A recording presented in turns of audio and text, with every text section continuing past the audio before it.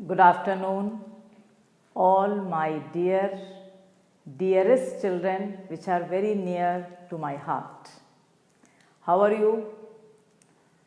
Are you happy कि chapter ख़त्म हो गया पहला? कुछ लोगों को प्रॉब्लम हो रही थी कि मैडम कब से चल रहा है, 8 अप्रैल को बैच स्टार्ट हुआ है अपना और मैडम ख़त्म ही नहीं हो रहा है। अभी तो और चलेगा बेटा 2-3 दिन, यू नो द रीज़न। और अगर तुम्हें नहीं चाहिए तो मैं नहीं चलाऊँगी। Theoretical part I have finish, I know, you also know that theoretical part completely we have finish. But अगर न्यूमेरिकल्स नहीं करोगे तो क्या खाली आइडियल और नॉन आइडियल या पॉजिटिव और नेगेटिव या ऑस्मोसिस और रिवर्स ऑस्मोसिस या वेन हॉफ फैक्टर और मोलैरिटी ये सब बस आंसर देना है तो न्यूमेरिकल नहीं करेंगे। अब एक और डिलेमा है कि न्यूमेरिकल का करेंगे तो कितने करेंगे, मतलब एक लिमिट है भाई, कब कितने करवाओगे आप। बेटा 100 आउट ऑफ 100 ऐसे नहीं आ जाते, कैसे ही आ गए, क्योंकि एक एक क्वेश्चन हर टाइप का एनसीईआरटी का कोई न्यूमेरिकल नहीं छोड़ा जाता किसी भी चैप्टर में, इसलिए आते हैं 100 आउट ऑफ 100।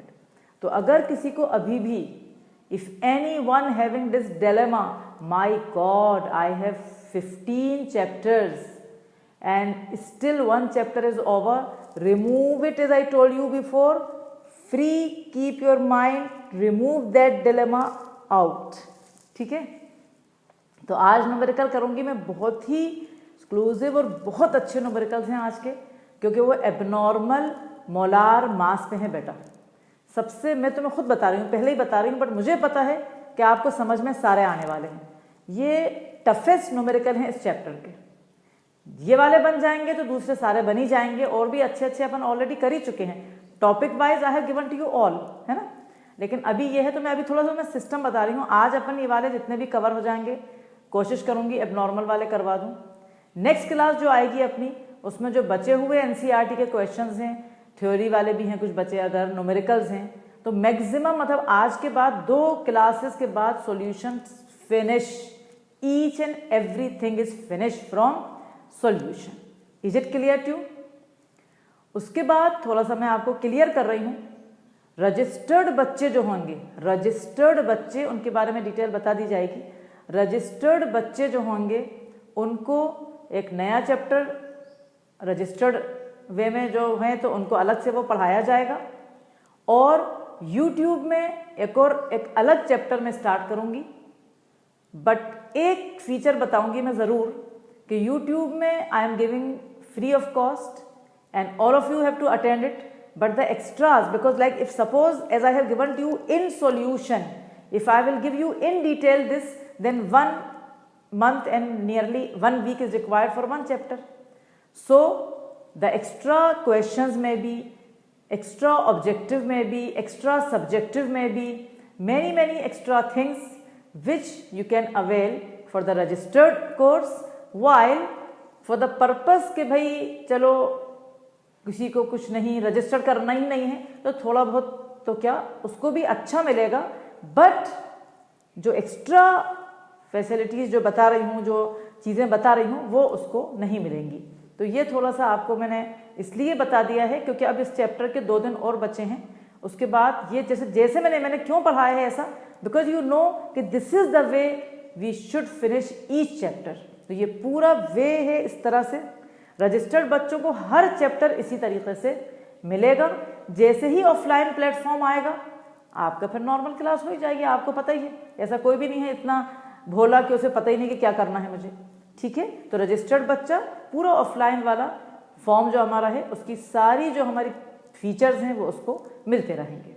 तो चलो ये लंबी बातें हो गई। अभी तो अपन आ रहे हैं किस पे, एबनॉर्मल मोलार मास जो है उसका न्यूमेरिकल पहला मैंने जो लिखा है, सबसे बेस्ट न्यूमेरिकल है वो, और वो न्यूमेरिकल आपको बोर्ड के ऊपर लिखा हुआ है, आप बहुत जल्दी लिख लें मेरे साथ। न्यूमेरिकल कह रहा है 2 gram of benzoic acid, 2 gram of benzoic acid dissolved in 25 gram of benzene, 2 gram of benzoic acid dissolved in 25 gram of benzene. So solute का मास 2 ग्राम, सॉल्वेंट का मास 25 ग्राम, 2 ग्राम बेंजोइक एसिड को डिसॉल्व करा इतने 25 ग्राम बेंजीन में, तो 2 gram of benzoic acid dissolve in 25 gram of benzene shows a depression in FP mean freezing point, in freezing point equal to 1.62 Kelvin, shows a depression in freezing point equal to 1.62 Kelvin। किसी को भी phobia है numerical से निकालना है किसी भी हालत में, फिजिकल के चैप्टर में न्यूमेरिकल आएगा फाइनल में, या 3 मार्क्स का या 5 मार्क्स का। Please remember this. KF equal to 4.9 kelvin kg पर मोल। बुक में KF के बदले लिखा है molal depression constant. I know that all of you know molal depression constant is KF। तो KF equal to 4.9 kelvin kg पर mole. What is the percentage association? What is the percentage association of an acid? What is the percentage association of an acid if it forms? What is the percentage association of an acid if it forms a dimer in the solution? If it forms a dimer in the solution. Okay, my dear? Again, I will repeat fast and you have to finish if anything is missing. 2 gram of benzoic acid dissolved in 25 gram of benzene shows a depression in freezing point equal to 1.62 Kelvin. KF equal to 4.9 Kelvin kg per mole. What is the percentage association of an acid if it forms a dimer in the solution? A very good question. So I want all of you have to put 3 star and write very important. Hurry up. This year CBSE ने इसी topic पे abnormal molar mass पे एक numerical दिया था 3 marks का, यानी 2020 में इसी टॉपिक, ये वाला नहीं कह रही, एबनॉर्मल मोलार मास पे आया था, फिर से आएगा। कॉम्पिटिटिव एग्जाम्स में भरे रहते हैं क्वेश्चन एबनॉर्मल मोलार मास के, तो मैं 2 करवाऊंगी, उसके बाद तुमसे हर क्वेश्चन गारंटी है एबनॉर्मल मोलार मास का बन जाएगा अगर आपने समझ लिए ये 2 न्यूमेरिकल। कोई बहुत बड़ा काम नहीं है। पहली बात, how you know that you should know ना, कि how you know it is a question of abnormal molar mass, because KF दिया हुआ है, फ्रीजिंग पॉइंट है, तो अपन को लग रहा है डिप्रेशन फ्रीजिंग पॉइंट नॉर्मल वाला है। हमें कैसे पता चला? यहां तो बहुत आसान है, यहां तो उसने मतलब इजीली दे दिया है, what is the percentage association of an acid करके। तो परसेंटेज एसोसिएशन से यहां कोई डिफिकल्टी नहीं है, क्योंकि यहां ऑलरेडी उसने बता दिया कि एसोसिएशन हो रहा है, और एसोसिएशन आप जानते हैं एबनॉर्मल मोलार मास का कॉन्सेप्ट। तो एबनॉर्मल मोलार मास में 2 पार्ट पढ़े थे। डिसोसिएशन, जब इलेक्ट्रोलाइट पानी में जाता है और जाके नंबर ऑफ पार्टिकल्स बढ़ जाते हैं तो कोलिगेटिव प्रॉपर्टी बढ़ती है और मोलार मास घटता है। दूसरा जिसका ये न्यूमेरिकल है अभी, एसोसिएशन। एसोसिएशन में हर 2 पार्टिकल 1 बन जाते हैं, तो अगर 10 हैं तो 5 बन जाएंगे, यानी number of particles decreases, colligative property decreases, molar mass increases. ये वाला कॉन्सेप्ट के ऊपर क्वेश्चन करवाया जा रहा है। तो बच्चे को पता है यहां कि मेरा जो फॉर्मूला करवाए थे मुझे, उसमें वेंट हॉफ फैक्टर ऐड होना है, मतलब मुझे वो वाला फॉर्मूला लगाना है कोलिगेटिव प्रॉपर्टी का which include van't Hoff factor. मतलब I am solving it in one way, book में किसी अलग तरीके से सॉल्व है, उससे कोई फर्क नहीं पड़ रहा है। आपका सिर्फ ये मालूम होना चाहिए आपको कि आपका मेथड जो है वो सही है और आपका final answer should be correct. So what I want to tell you, I am using the formula of colligative property which include Van't Hoff factor. If you remember, delta TF equal to I into KF into M, याद आ गया? M को अपन पूरा completely खोल लेंगे, जिसको कहते हैं WB into 1000 upon MB into WA, and then we will enjoy solving. Before that, as I always used to tell you, you have to write down the known and unknown quantities. Let us do it fast.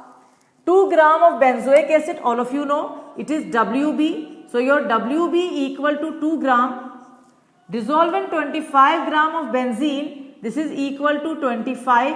और मैं पक्का बता दूं, मेरा बच्चा जो जो मुझे देख रहा है, हर बच्चे को करना आ गया होगा न्यूमेरिकल, एक्सेप्ट वो जो इसको फॉर ग्रांटेड ले रहा है और वो मेरी वीडियोस देख भी रहा है तो ऐसे ही बस देखकर उठ के चले गए, वो अपने आप प्रैक्टिस नहीं कर रहा, वो बच्चा तो खैर ब्लेस्ड ही नहीं है। लेकिन जिसने मेरी सारी वीडियोस देखी है इस चैप्टर की, रिविजिट भी कर लिया है, अपनी कॉपी बना ली है, सॉल्व कर रहा है मेरे साथ, 100% वो बच्चा सॉल्यूशन का क्वेश्चन छोड़ के आ ही नहीं सकता फाइनल एग्जाम में 2021। तो WB 2 gram, WA 25 gram shows a depression in freezing point. This is what is shows a depression? Delta TF. तो डेल्टा TF हमें दिया हुआ है 1.62 kelvin. KF is also given to us, that is 4.9 Kelvin kg per mole, and asking what? Percent association. Now my dear children, one thing in the formula of delta TF we require molar mass. So let us first detect the molar mass of benzoic acid. Before that, all of you should know the formula of benzoic acid very carefully. Benzene, उसके ऊपर COOH, benzene उसके ऊपर COOH, benzene के ऊपर कुछ लगा है तो बेंजीन C6H5 हो गया, क्योंकि एक H हट के COOH लगा है। तो what is the formula of benzoic acid?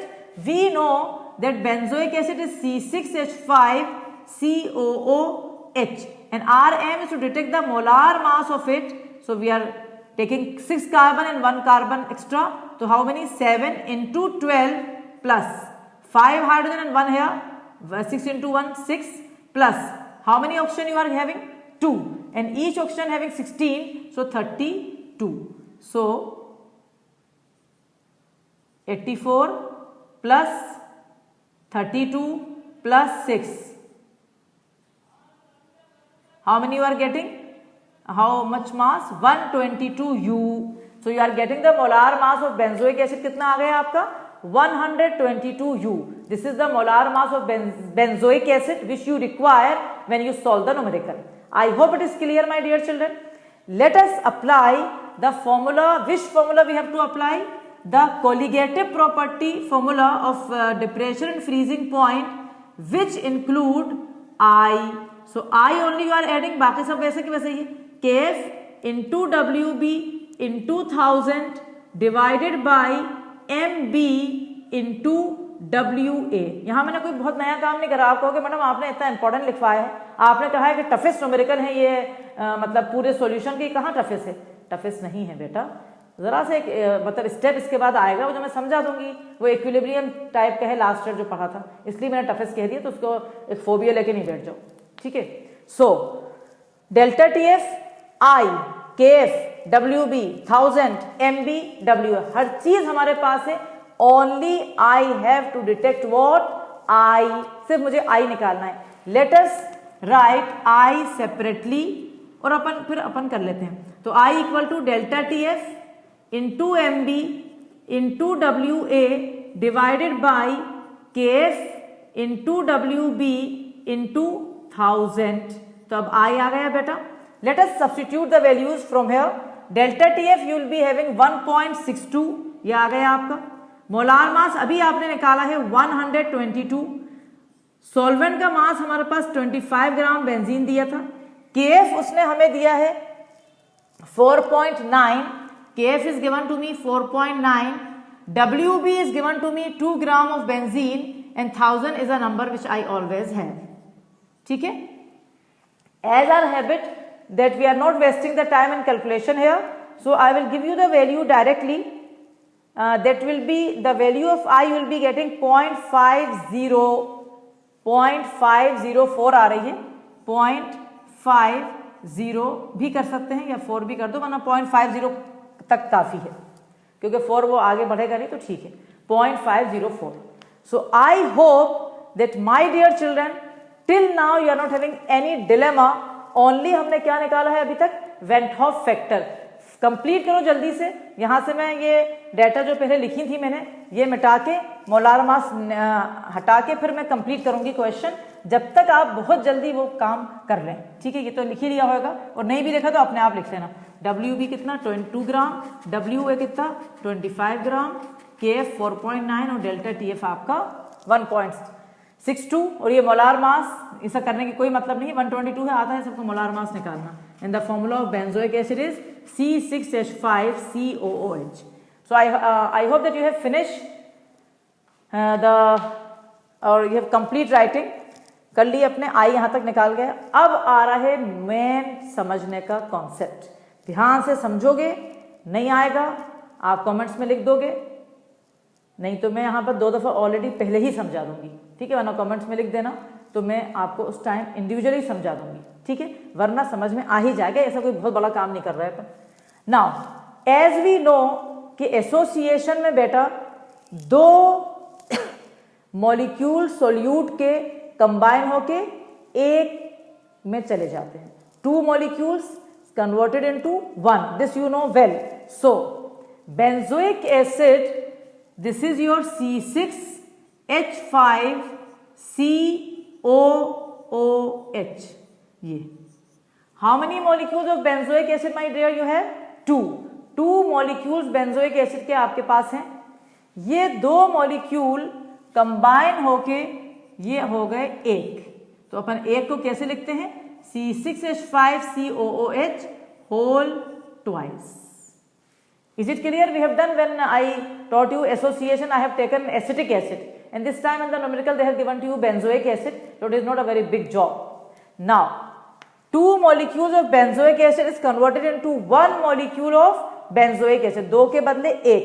अब जरा ध्यान से समझना, जब मैं इक्विलिब्रियम को सेटअप करूंगी, जब मैं इक्विलिब्रियम का सेटअप करूंगी, कुछ बच्चों को समझ नहीं आ रहा होगा जिन्होंने लास्ट ईयर इक्विलिब्रियम ऐसे ही उड़ा दिया होगा, ये इक्विलिब्रियम को सेटअप करेंगी। क्या सेटअप करेंगी भाई? अरे बता रहे हैं, जैसे यहाँ सेटअप करा है, ये इतना बड़ा कैमरा लगा है, ये इतने बड़े बड़े लाइट्स लगी हैं, यहाँ ये कंप्यूटर रखा है, ये सेटअप करा है कि नहीं करा है? बस ऐसी इक्विलिब्रियम का सेटअप कर रहा है। क्या सेटअप कर रहा है? ये मान के चल रहे हैं कि केमिस्ट्री में एक सिंपल सी बात है जो हमेशा याद रखना, जो स्टार्टिंग में रिएक्टेंट हमेशा पूरा होता है। ठीक है, स्टार्टिंग में रिएक्टेंट पूरा होता है, प्रोडक्ट में कुछ नहीं जाता। थोड़ी देर बाद रिएक्टेंट में से कुछ ना कुछ डिसोसिएट या एसोसिएट होकर कहाँ जाता है? प्रोडक्ट में।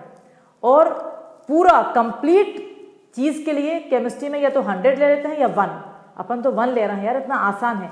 1 यानी कंप्लीट, पूरा, फुल अमाउंट को 1 से मैं मतलब सब्स्टिट्यूट करूंगी। तो क्या मैं बता रही हूं आपको, यहां अपन ये मान रहे हैं कि शुरू में मेरे पास पूरा बेंजोइक एसिड किस साइड था बेटा? रिएक्टेंट के साइड। अभी एसोसिएशन नहीं हो रहा, अभी ये मान के चल रहे हैं कि बेंजीन बस डाला ही, जस्ट डाला है, तो अभी एसोसिएशन नहीं हुआ है। इतनी जल्दी थोड़ी हो जाएगा एकदम से, तो अभी एसोसिएशन नहीं हुआ है।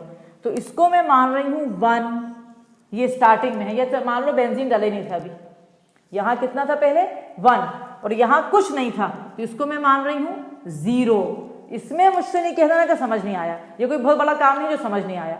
समझा दिया कि रिएक्टेंट को पूरा मान रहा हो, पूरे के लिए केमिस्ट्री में 1, बस सिंपल से उन्होंने यूनिटी मान ली, और प्रोडक्ट में कुछ नहीं। समझ गए?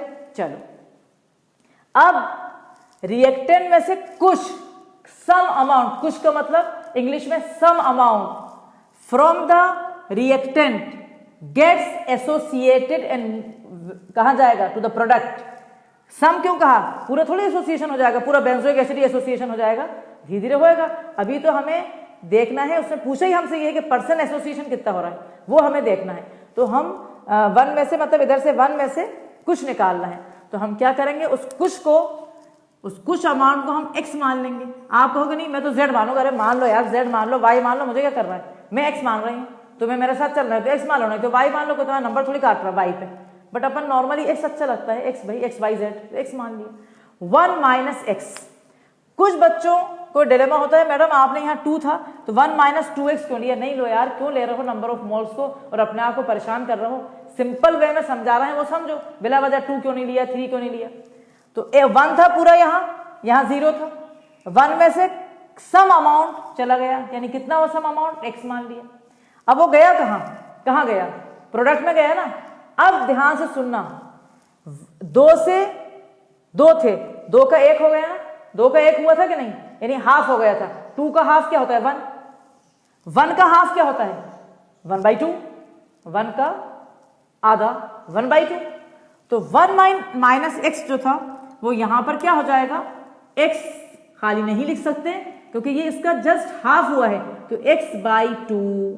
बस ये इतनी सी बात है जिसको मैंने डिफिकल्ट कह दिया है, क्योंकि डिफिकल्ट चीज नहीं है, सिर्फ छोटी सी बात है कि भाई यहां से x वहां गया, लेकिन डायरेक्ट x नहीं लिख सकते, आपको मोलार रेशियो देखना है कि भाई यहां पर मेरे पास कंप्लीट 1 था और यहां उसका आधा हो गया। कैसे समझ में आया, क्योंकि 2 के 1 हो गए। ये मैंने सिंपल वे में कर दिया। तो 1 शुरू में पूरा था, यहां 0, 1 में से x चला गया, लेकिन प्रोडक्ट में उसका 1 का हाफ 1/2 x है वो, तो मैंने x/2 करके लिख दिया। समझ गए बेटा यहां तक? अगर ये समझ गए तो समझो कोई टेंशन नहीं है, नहीं समझे तो कमेंट में डाल दो। और भी प्रॉब्लम आ रही तो अरे व्हाट्सएप पे यार बात कर लो, बता देंगे अच्छी तरह और बता देंगे, वरना मुझे 100% पता है कि हर बच्चे को समझ में आ गया।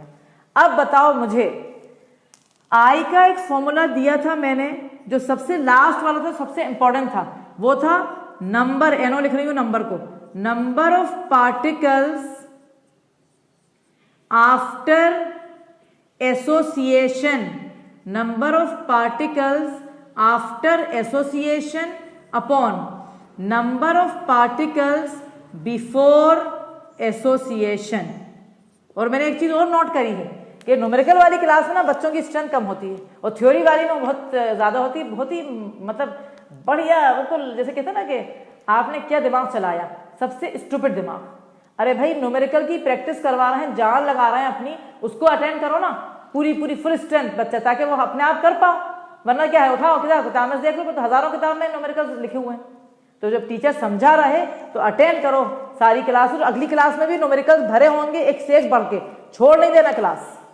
नाउ तो I equal to number of particles after association. ये जो पहला वाला स्टेप था ऊपर जहां 1 और 0 था, ये था बिफोर एसोसिएशन, और ये जो नीचे वाला स्टेप है रिएक्टेंट का और प्रोडक्ट का, ये है आफ्टर एसोसिएशन। तो आफ्टर एसोसिएशन में गलती करता है बच्चा, वो खाली प्रोडक्ट का लिख देता है। अरे बेटा आफ्टर एसोसिएशन प्रोडक्ट में भी चेंज हुआ है और रिएक्टेंट में भी चेंज हुआ है, दोनों को ऐड करना है, वरना गलत हो जाएगा न्यूमेरिकल।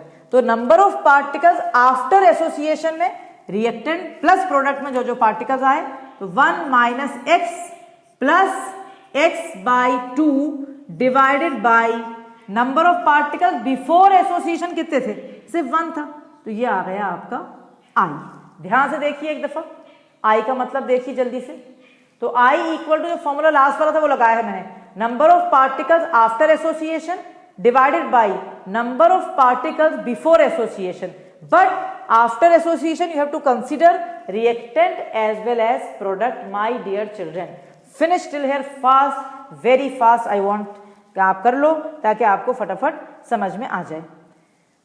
अब इसके बाद सिंप्लीफाई जब करा तो I क्या हो गया, इक्वल टू, इसको जब सिंप्लीफाई करोगे एक में से आधा गया तो 1 माइनस x/2 आ गया। ये हमारा I की वैल्यू है, और I हम निकाल चुके हैं ऑलरेडी, और हमारा एम है पूरे क्वेश्चन में, इतना बड़ा क्वेश्चन जो करा है उसमें हमें x निकालना है बेटा, क्योंकि उसने तुमसे पूछा है कितना एसोसिएट हुआ है, कितना % एसोसिएट हुआ है। नाउ I यहां फिर से लिख लेते हैं, I equal to 1 minus x/2, I के बदले क्या लिख रहा हो 0.504 इक्वल टू 1 माइनस x/2। अब ये वाला न्यूमेरिकल मुझे लगता है कि ये वाला तुम यार बखश दो मुझे, अब ये तो कर लो तुम, अब इसको तो कहो कि मैडम हम कर लेंगे यार, ये तो सिंपल मैथ्स का स्टेप है जहां पर सिर्फ मुझे x निकालना है, तो इतना तो मेरा बच्चा कर लेगा यार। तो x की वैल्यू मेरे पास आ रही है 99, एक मिनट नहीं 0.992 मेरे पास आ रही है 0.992, मतलब ये x/2 इधर करो कि x/2, तो ये 1 माइनस ये हो जाएगा, बस फिर x निकल जाएगा, इसकी वैल्यू आएगी 0.992। अब आप सोचो जरा इस दफा की बड़ी स्पेशल बात, अभी से 5 कॉपी मैंने पहले भी बताया था चेक हुई थी, उसमें एक बच्चे ने ऐसे निकाल के छोड़ दिया, सिर्फ 5 मिनट थी, मतलब जितने भी जैसे 10 टीचर थे सबको 5 दी थी, ठीक है। तो उसमें बोला गया एक बच्चे ने ऐसा छोड़ा, तो बोला कि नहीं उसका नंबर आधा काटो। परसेंटेज कहा है, मैं कह रही हूँ इतनी बारीकी होती है कॉपी चेक होने में। तो ये परसेंटेज नहीं है, ये एसोसिएट इतना हुआ है। They are asking you percentage, अरे कुछ नहीं है, 100 से मल्टीप्लाई करना है बस। सो आखिरी में लिखेंगे परसेंट एसोसिएशन इक्वल टू 99.2%। ये कंप्लीट और एग्जैक्ट आंसर है इस क्वेश्चन का। और क्या बढ़िया क्वेश्चन है ये। 2020 लिखो, इस साल 2020 का न्यूमेरिकल वैल्यूज चेंज करके। समझ आ गई? और है एनसीईआरटी का, कोई कहीं और का नहीं कर रहा है। एनसीईआरटी का ही न्यूमेरिकल आएगा नीट में भी, एनसीईआरटी का ही न्यूमेरिकल आएगा सीबीएसई बोर्ड में, आईआईटी जेई में और बहुत बहुत जगह। तो याद रखो कि ये क्वेश्चन द बेस्ट क्वेश्चन है, मुझे तो बहुत बढ़िया लगता है। और जो बच्चा समझदार है और जो बच्चा मेरे साथ कर रहा है उसको भी बहुत बढ़िया लगा होगा। तो सबसे पहले मैंने फॉर्मूला लगाया कोलिगेटिव प्रॉपर्टी के, उससे आई निकाल लिया। अब मैं बेफिक्र हो गई। अब मुझे आई निकल गया, फिर मैंने ये होता है इक्विलिब्रियम सेटअप। जैसे आप ना सेटअप का मतलब क्या है मैडम, ये होता है इक्विलिब्रियम सेटअप। तो इक्विलिब्रियम सेटअप में ये बेंजोइक एसिड शुरू में पूरा था, यहां पर एसोसिएट नहीं हुआ था, इसलिए मैंने कहा बिफोर एसोसिएशन। कुछ देर बाद उसमें से कुछ एसोसिएट हुआ, उसे एक्स मान लो, कुछ लोग अल्फा मानते हैं। तो 1 में से कुछ चला गया, कुछ कहां गया, हवा में नहीं चला गया, प्रोडक्ट में गया। लेकिन रिलेशन मोलार देखना पड़ेगा। एक ये 2 से 1 हो गए, मतलब वहां पर हर चीज हाफ हो रही है। तो 1 का आधा 1/2, तो x/2। फिर ये after association number of particle में पूरा ले लोगे, बिफोर में हमेशा 1 रहेगा। और इस तरह से आपके सिंप्लीफाई करा तो आपका ये बढ़िया क्वेश्चन आपसे सॉल्व हो गया। So please without wasting a minute of time finish it fast. जब तक मैं ऊपर का न्यूमेरिकल मिटा रही हूँ, आप बहुत जल्दी इसको मतलब कंप्लीट करें ताकि मैं आगे बढ़ जाऊं।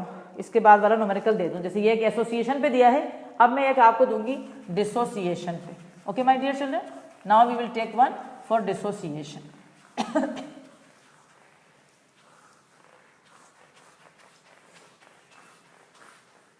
Finish writing? Okay. Now, the next numerical which we are taking, my dear, we are taking it for dissociation. Again, a very very good numerical है, वो भी बहुत बढ़िया numerical है वो। और उसमें भी साफ दिख रहा है वो कह रहा है dissociation का, तो समझ में आ रहा है अपन। The next numerical we will be writing 0.6 ml of acetic acid. 0.6 ml of acetic acid. 0.6 ml of acetic acid, ठीक है, 0.6 ml of acetic acid having density equal to having density equal to 1.06 gram per ml. Having density equal to 1.06 gram per ml is dissolved in 1 liter of water. Is dissolved in 1 liter of water. Okay, is dissolved in 1 liter of water. Delta TF observe, ये मैंने delta TF लिखा है, यहाँ depression freezing point लिखा है, बस अपन को पता है। Delta TF observed for this strength, delta TF observed for this strength of acid, for this strength of acid, delta TF observed for this strength of acid is 0.0205, is 0.0205 degree Celsius. 0.0205 degree Celsius. Calculate Van 't Hoff factor. Calculate, I think all of you know the meaning of Van 't Hoff factor, I. Calculate Van 't Hoff factor, Van 't Hoff factor and dissociation, नई चीज दिखाई जो कि अभी तक नहीं पढ़ी थी अपन ने, and dissociation constant of an acid, and in bracket it is given the value of Kf is given in the bracket, Kf equal to 1.86 Kelvin kg per mole, close the bracket. Can you write the numerical very fast? I will read it again. 0.6 ml of acetic acid having density equal to 1.06 gram per ml, density equal to 1.06 gram per ml, and volume is given 0.6 ml, is dissolved in 1 liter of water. Delta TF for this strength is 0.0205 degrees Celsius. Asking Van 't Hoff factor and dissociation constant and value of Kf is given. I am giving you only half minute to finish writing, my dear. Please do it very fast, please. Okay, please do it very fast. Okay, done? I hope we have finished. Now listen to me carefully. Listen to me carefully. Again a very noble idea. What is the line? Noble idea. वाकई में बढ़िया idea है, बढ़िया question है. Actually problem बताएं क्या आ रही है, क्वेश्चन को टफ नहीं है, सिर्फ 11 से उठा है क्वेश्चन, यानी 11th और 12th का कॉम्बिनेशन. जैसे फिजिक्स में ज्यादातर नीट में जेई में यही तो होती है प्रॉब्लम. बच्चे को जो प्रॉब्लम होती है, जो बच्चा 11 नहीं पढ़ता, अभी भी सुन नहीं रहे बात, क्रैश कोर्स को देख ही नहीं रहे, मुझे पता है ना अच्छी तरह, मुझे अच्छी तरह पता है. एक बच्चा मुझसे नहीं कह रहा है, आप में से इवन जो कॉम्पिटिटिव बैच में है और जो बच्चे बिल्कुल तैयारी करने के मूड में है, हम तो भाई ये निकालेंगे, वो क्रैश कोर्स नहीं देख रहा है मीरा मैडम का, जो कि एक बच्चा जो देख रहा है वो स्पेशली मुझे फोन करके कह रहा है मैडम क्या नोट्स और क्या बनाया है आपने. नहीं देखो, आप लोग बैठे रहो, नहीं देखो, आराम से बैठे रहो. क्यों बोल रही हूँ इतना ये, क्योंकि जो क्वेश्चन डिफिकल्ट होता है, जहां 11th और 12th का कॉम्बिनेशन होता है, वहीं बच्चा अटकता है.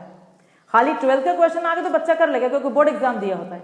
ये जो क्वेश्चन टफ में क्यों बोल रही हूँ आपसे, ये वालों में 11 का आइडिया है. अभी पिछले वाले क्वेश्चन में क्या था, 11 का इक्विलिब्रियम का सेटअप था, यहाँ फिर इक्विलिब्रियम का सेटअप आएगा. ठीक है, तो कोई बात नहीं, कर लो, पढ़ लो, टाइम मिला है तो यूज करो उसे. सबसे पहले एक काम करते हैं, पहले लिखना शुरू कर दो जो जो दिया है भाई. तो एसिटिक एसिड का इस वक्त मास नहीं दिया, ये नया काम करा भाई. हमारे फॉर्मूले में WB है, आप WB दे नहीं रहे, हमें वॉल्यूम दे रहा हो, देन तो हम WB नहीं निकाल सके. इतने हम वो है कि हमें density equal to mass by volume नहीं आता. वो सब ये चाह रहा है कि आप मास निकाल लो, निकाल लेंगे. अभी तो तुम लिखो जो जो दिया है. तो आंसर में वॉल्यूम इक्वल टू 0.6 ml लिखते जाओ साथ में. डेंसिटी इक्वल टू 1.06 ग्राम पर ml दी हुई है. वॉल्यूम ऑफ वाटर है 1 लीटर, वो ठीक है, उसकी जरूरत नहीं है अभी, वो अभी समझा दूंगी, लिख लेंगे, वो दिख रहा है. डेल्टा TF दिया हुआ है हमें 0.0205 डिग्री सेल्सियस. KF दिया है हमें 1.86 केल्विन kg पर मोल, और I मांगा है. अब dissociation constant of an acid, जल्दी से कमेंट में लिखो अगर किसी को इसका सिंबल पता है. लास्ट ईयर पूरा पढ़ाया है आयोनिक इक्विलिब्रियम में. Dissociation constant of an acid 3 तक कहूंगी, इतने तेज स्पीड से लिखो, उसमें क्या लिख रहा हो कमेंट में. What is the symbol of dissociation constant of an acid? 1, जल्दी बताओ.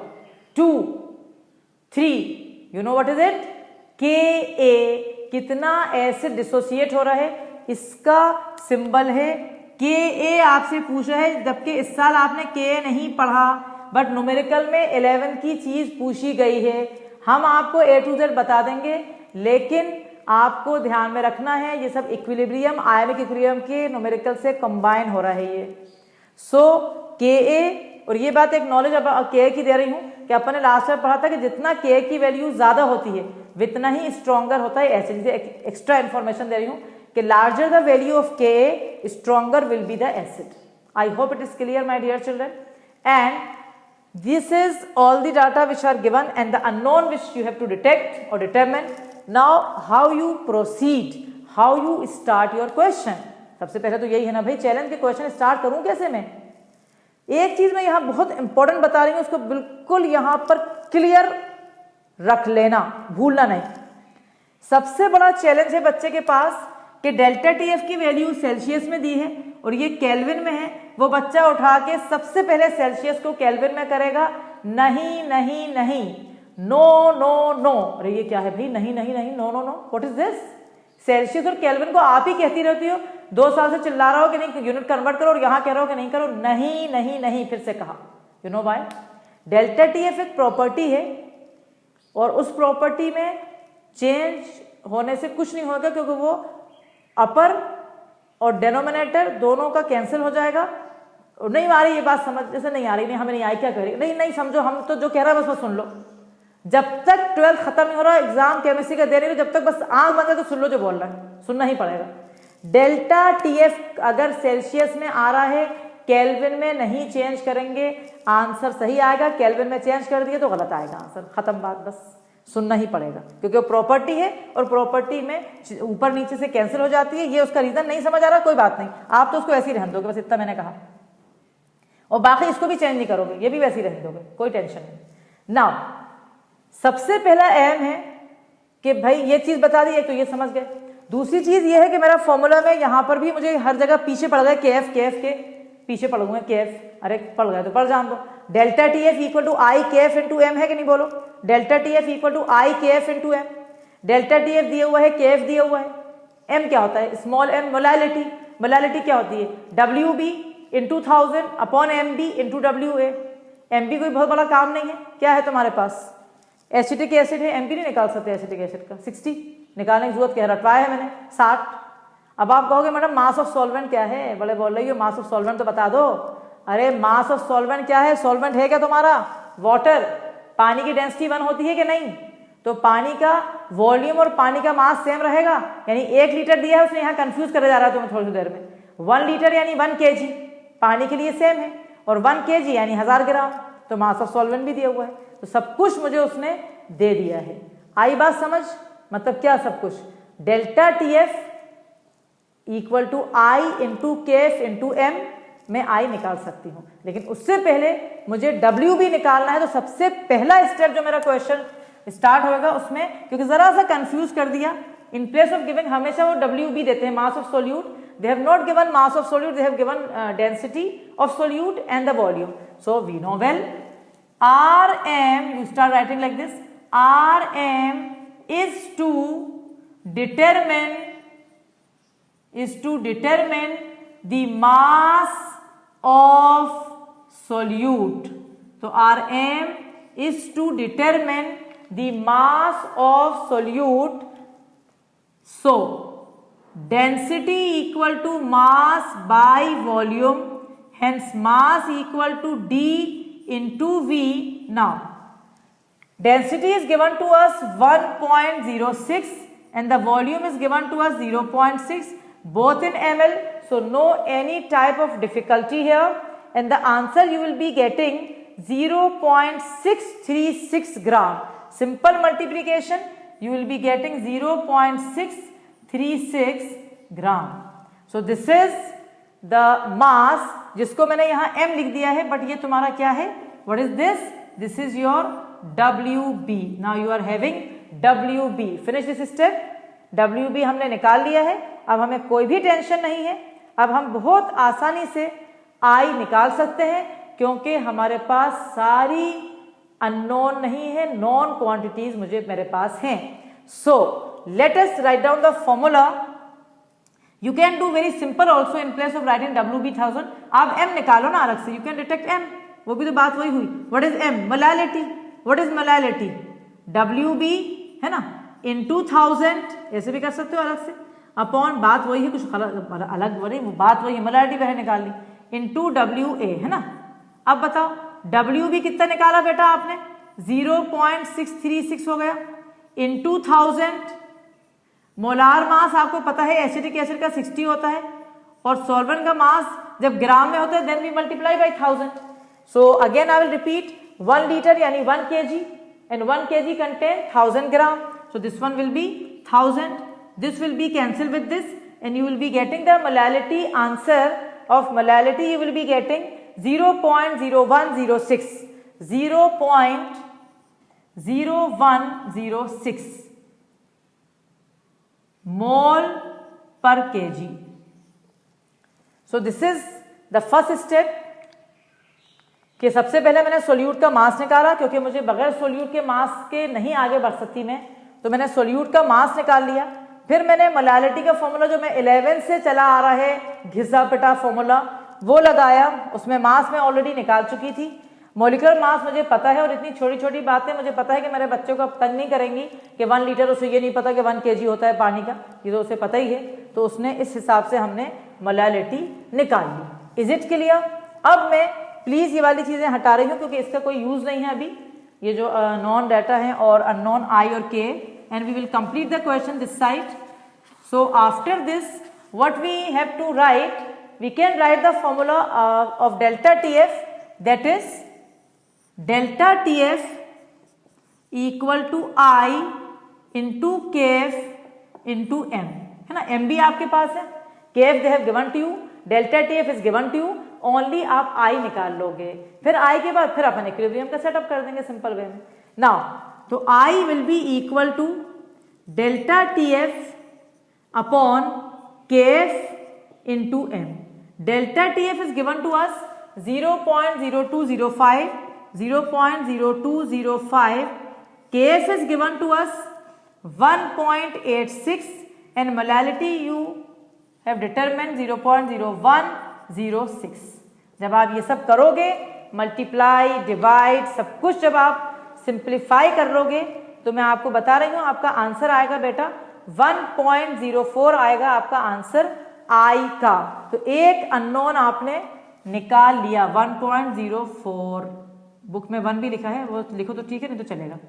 तो ये आपके 2 अननोन थे, एक अननोन आपने निकाल लिया, that is went Hoff factor आपने निकाल लिया। तो मतलब किसी भी न्यूमेरिकल में वेंट हॉफ फैक्टर तक तो बहुत आसान रहता है और बाद का भी बहुत ही आसान रहेगा। So please finish writing fast my dear. Delta TF equal to I into KF into m, i अलग कर लिया, delta TF as it is given, as I told you, you are not suppose to convert it into kelvin, this is given, this is आपने निकाला है, you are getting the value of i. अब अपन आगे बढ़ेंगे, क्या पूछ रहा है इसके अलावा बताओ, के ए। इसके अलावा हमसे पूछा जा रहा है dissociation constant of an acid, ठीक है। इससे पहले हमें कि आगे बढ़े, मैं आपको 11 का फॉर्मूला याद करवा रही हूं, यहां पर 3 दफा रटवाऊंगी, रटना ही है। भूल गए हो तो कोई बात नहीं, भी अभी याद कर लेंगे। के ए का एक डेरिवेशन था छोटा सा, उससे एक फॉर्मूला आया था।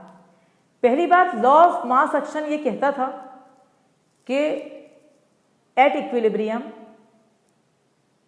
मतलब equilibrium constant equal to concentration of products divided by concentration of reactants, ये कहता था वो, ठीक है। लेकिन इक्विलिब्रियम तो पहले सेटअप करना पड़ेगी ना, जब तक आप इक्विलिब्रियम सेटअप नहीं कर रहे हो आप कैसे ये काम करोगे, आपका नहीं होएगा ये काम। तो इसलिए हमें पहले इक्विलिब्रियम को सेटअप करना पड़ेगा। तो मैं अब आपको इक्विलिब्रियम का सेटअप समझा रही हूँ, ध्यान से पूरे माइंड और पूरी मतलब उससे कहाँ समझना ही है मुझे। Listen to me carefully. Acetic acid को डिसॉल्व किया है पानी में, तो क्यों बता रही हूँ, क्योंकि डिसोसिएशन कांस्टेंट का कॉन्सेप्ट क्यों आ रहा है, क्योंकि एसिटिक एसिड या कोई भी कार्बोक्सिलिक एसिड पानी में डिसोसिएट होता है और ऑर्गेनिक सॉल्वेंट जैसे बेंजीन में एसोसिएट होता है, ये आपने पहले ही डिसाइड कर लिया है। So let us right the equation of dissociation of acetic acid in water. यहाँ एक्वस लगा दो, नहीं लगा चलेगा, पता है वाटर ही है। तो you will be getting CH3COO negative plus H positive. समझ गए बेटा, सिंपल से डिसोसिएशन करा है, कुछ नया काम नहीं करा। फिर वही पुरानी कहानी आएगी, बिफोर डिसोसिएशन एसिटिक एसिड पूरा का पूरा 1 यहां था और आफ्टर डिसोसिएशन उसमें से कुछ चला गया कहां, प्रोडक्ट में। So we will be taking before dissociation before dissociation यहाँ 1 था और यहाँ 2 है इस वक्त, तो 0, यहाँ भी 0 लगाना पड़ेगा, तो 2 प्रोडक्ट है आपके। ठीक है, ये बात अभी करी है एसोसिएशन में कि इनिशियली हम पूरी फुल अमाउंट को 1 मान रहे हैं, वहां 0 0। देन आफ्टर डिसोसिएशन, जब डिसोसिएशन हो गया आफ्टर दैट, फिर वही 1 में से क्या गया, x, 1 में से x। यहां पर वाला कोई कॉन्सेप्ट नहीं है कि 1 का आधा हो गया, 1 का 1/4 हो गया, ऐसा कुछ है ही नहीं। सिंपल सा कॉन्सेप्ट है कि x कहां गया, x इक्वली डिस्ट्रीब्यूट हुआ प्रोडक्ट्स में, तो यहां भी x आया और यहां भी x आया। कुछ बच्चों को इसमें डिलेमा होता है, मैडम x तो एक ही गया, 2 जगह x क्यों आया? अरे भाई एक नहीं गया, हजारों मोल है, हजारों मतलब एटम्स हैं वहां, हजारों मॉलिक्यूल्स हैं, तो एक नहीं है तुम्हारा x, जितने प्रोडक्ट हैं सब में डिस्ट्रीब्यूट होएगा। ठीक है, तो x और x। अब आप बताओ I इक्वल टू, क्या फॉर्मूला लिखा था अभी आपने, number of particles after dissociation. After dissociation कितने हैं, रिएक्टेंट और प्रोडक्ट दोनों को मिलाओगे तो number of particles after dissociation 1 minus x reactant के बचे हैं, प्लस प्रोडक्ट का x और एक और x। These are the number of particles after dissociation, reactant के 1 माइनस एक्स और प्रोडक्ट का x और x, divided by number of particles before dissociation कितना है, 1।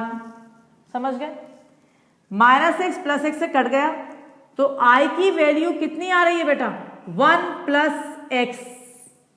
आई hope it is clear, I hope it is clear. This is simple as compare to association. और एक बात और बता दूं, ज्यादा डिलेमा नहीं होना, ज्यादा कंफ्यूज नहीं होना, तुम्हें जो भी एसोसिएशन का क्वेश्चन आएगा ना, वहां पर डायमर वाला ही आएगा, ये पक्का बता दूं मैं, ये मेरा पक्का बता रहे, मतलब सीबीएसई में और 99% ऑब्जेक्टिव में भी डायमर ही आएगा। वहां पर ट्राइमर आया तो कर लोगे 1/3 करके, लेकिन नॉर्मली डायमर ही आएगा। तो वो जो इक्विलिब्रियम का सेटअप है वो 1 0 1 माइनस एक्स x/2 रहेगा, और डिसोसिएशन में हमेशा 2 ही पार्टिकल में डिसोसिएट होगा 99%। तो यही इक्विलिब्रियम का सेटअप रहेगा, 1 0 0 1 माइनस एक्स x। तो आखिर में I की वैल्यू आ रही है 1 plus x. Is it clear, समझ गए बेटा यहां तक?